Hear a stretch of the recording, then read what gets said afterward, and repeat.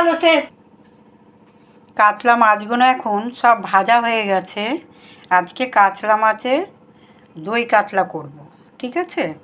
আর এই যে এখানে মাথা রাখা আছে, মাথাগুলো দেবো না, এটা একটু মুগ ডাল দিয়ে করার ইচ্ছা আছে, মুগ ডাল দিয়ে করব।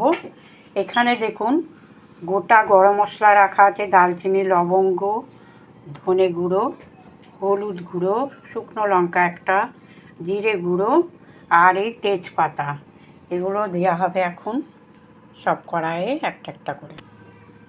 তোমার জন্যই হলো ওটা। এখন লবঙ্গ, দারচিনি, গরম মশলা সব দিয়ে দেওয়া হলো তেলের ওপর। এখন এই পেঁয়াজ বাটা, লঙ্কা বাটা, আদা বাটা সব দিয়ে দিলাম তেলের ওপরে। আর এইখানে গুঁড়ো মশলাগুলো দিয়ে দেবো, নুন দিয়ে দিলাম,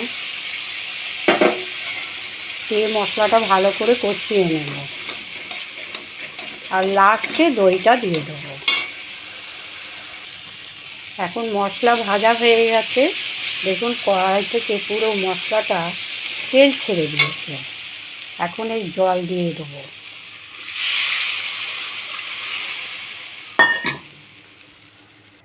দেখুন আমার একটা নাতি, বড় নাতি এখানে মাটির প্রদীপ করেছে, কি সুন্দর রং করছে দেখুন, খুব কাজের ছেলেটা। কখনো বসে থাকে না, কিছু না কিছু বানাতেই থাকে একদম। দেখুন মাটির প্রদীপটা কি সুন্দর হয়েছে না নাকি? বাহ, দারুণ হয়েছে। এখন মাছগুলো সব ছেড়ে দেবো ঝোলের মধ্যে। ঝোলটা হয়ে গেছে, মানে মশলা গন্ধটা চলে গেছে। মাছগুলো সব ছেড়ে দেবো, দইটা লাস্টে দেব বন্ধুরা।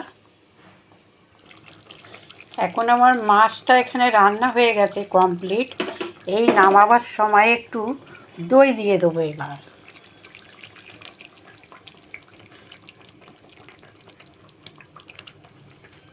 দইটা দিয়ে একটু নাড়িয়ে চাড়িয়ে দেবো।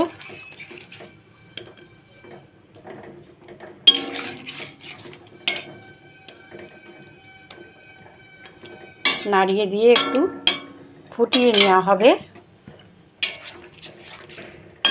অল্প একটু ফোটাবো, বেশি না। এখন দই কাতলা রেসিপি কমপ্লিট।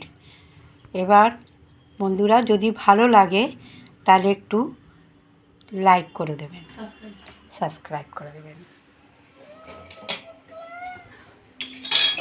মুগের ডাল করব এইবার।